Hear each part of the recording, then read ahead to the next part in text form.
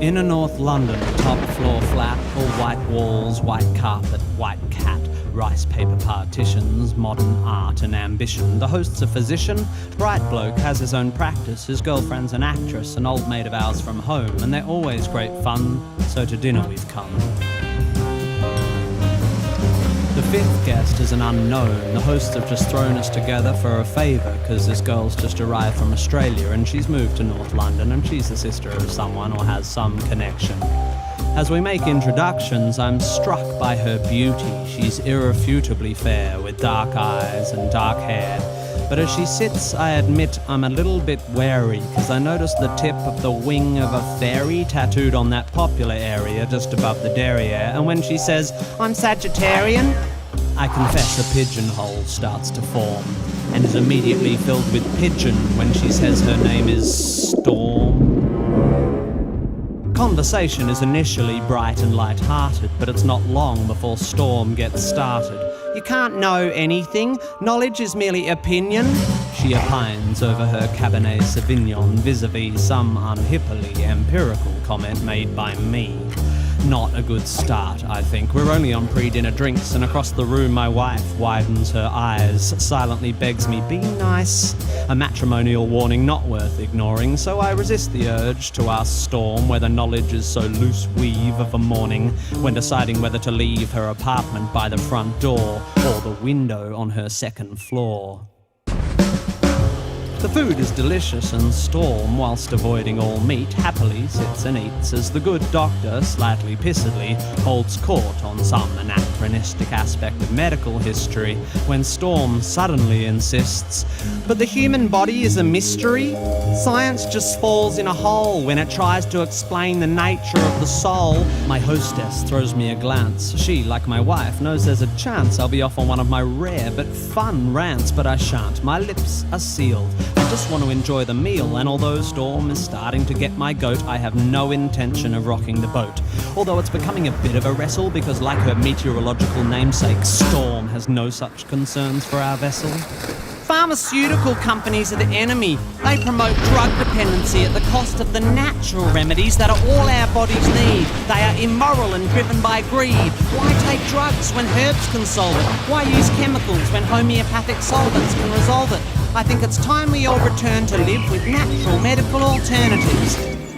And try as I like, a small crack appears in my diplomacy dike.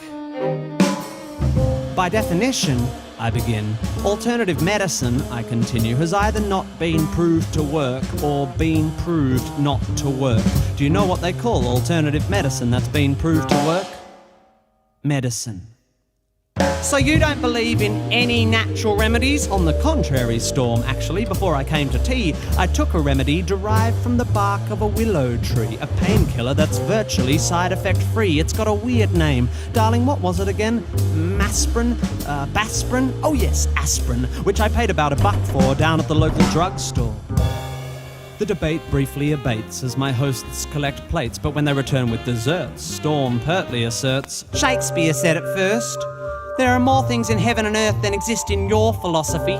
Science is just how we're trained to look at reality. It doesn't explain love or spirituality. How does science explain psychics, auras, the afterlife, the power of prayer?" I'm becoming aware that I'm staring. I'm like a rabbit suddenly trapped in the blinding headlights of vacuous crap. Maybe it's the Hamlet she just misquaffed, or the 5th glass of wine I just quaffed, but my diplomacy dike groans, and the arsehole held back by its stones can be held back no more. Look, Storm, sorry, I don't mean to bore you, but there's no such thing as an aura. Reading auras is like reading minds, or tea leaves, or star signs, or meridian lines. These people aren't plying a skill. They're either lying or mentally ill. Same goes for people who claim they can hear God's demands, or spiritual healers who think they've got magic hands.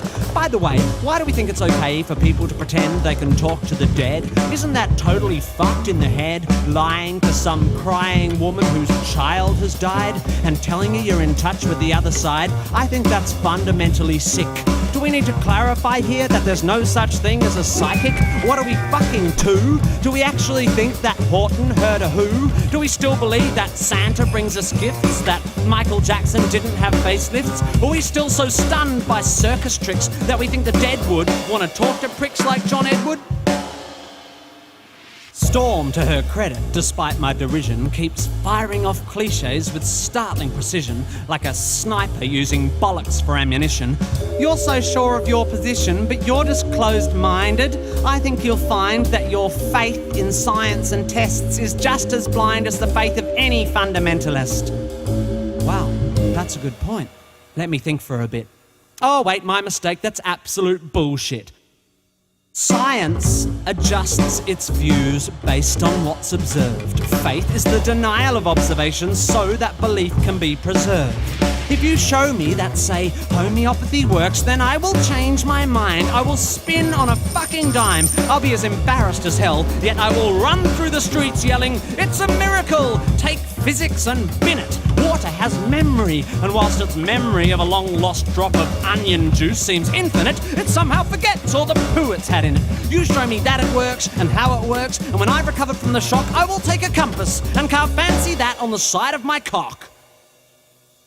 Everyone's just staring now, but I'm pretty pissed and I've dug this far down, so I figure in for a penny, in for a pound. Life is full of mysteries, yeah, but there are answers out there and they won't be found by people sitting around looking serious and saying, "Isn't life mysterious? Let's sit here and hope. Let's call up the fucking Pope. Let's go watch Oprah interview Deepak Chopra." If you want to watch telly, you should watch Scooby-Doo. That show was so cool because every time there was a church with a ghoul or a ghost in a school, they looked beneath the mask. And what was inside? The fucking janitor or the dude who ran the water slide. Because throughout history, every mystery ever solved has turned out to be not magic.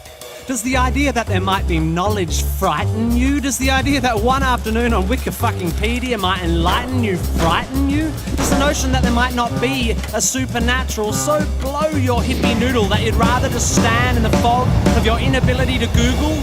Isn't this enough?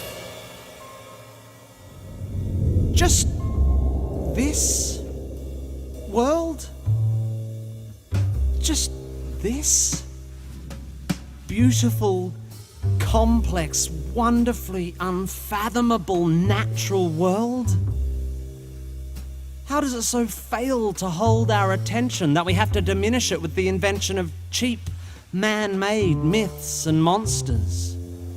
If you're so into your Shakespeare, lend me your ear. To gild refined gold, to paint the lily, to throw perfume on the violet, is just fucking silly. Or something like that. Or what about Satchmo?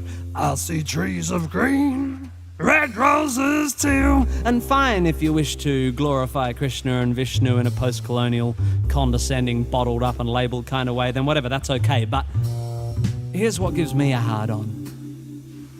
I am a tiny, insignificant, ignorant bit of carbon. I have one life, and it is short and unimportant. But thanks to recent scientific advances, I get to live twice as long as my great-great-great-great-uncles and aunts. Twice as long to live this life of mine. Twice as long to love this wife of mine. Twice as many years of friends and wine, of sharing curries and getting shitty at good-looking hippies with fairies on their spines and butterflies on their titties. And if, perchance, I have offended, think but this and all is mended. We'd as well be 10 minutes back in time for all the chance you'll change your mind.